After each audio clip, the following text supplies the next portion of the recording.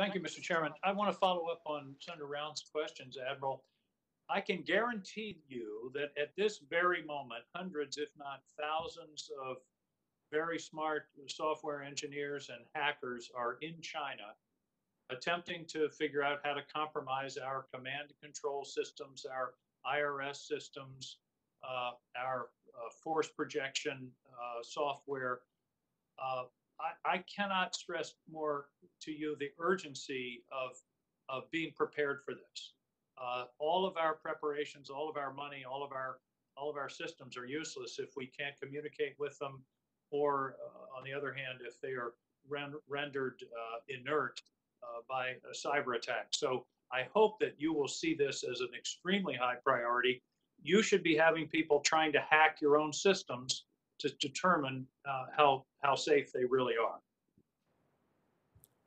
Thanks, Senator.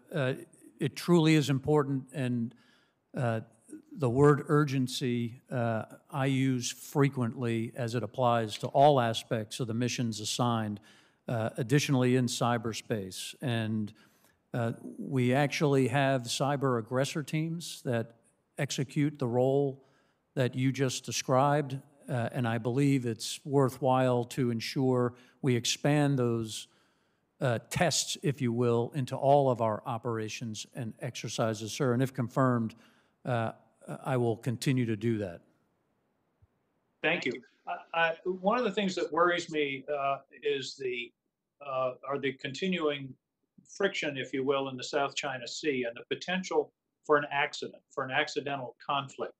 Do we have mill-to-mill communications established with the Chinese, a kind of red phone where you and your counterpart in China can have direct communication if there is, for example, a Chinese fighter jet flies too close or actually clips a destroyer in the South China Sea on a freedom of navigation mission? Thank you, Senator. I do not have a direct communication with my counterpart. I know Admiral Davidson has advocated for that ability at his level, and I know the chairman does have a connection that he can utilize.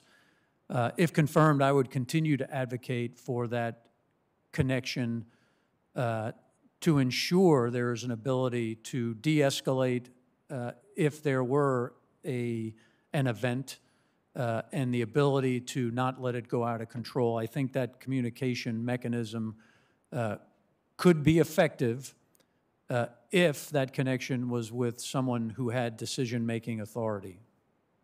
I appreciate your interest in pursuing that. I think it could be critically important. Law of the sea. You mentioned what the Chinese are doing in the South China Sea in terms of claims. The Russians are doing similar things in the Arctic. Do you believe it's in the national interest for this country to enter into the Law of the Sea Treaty?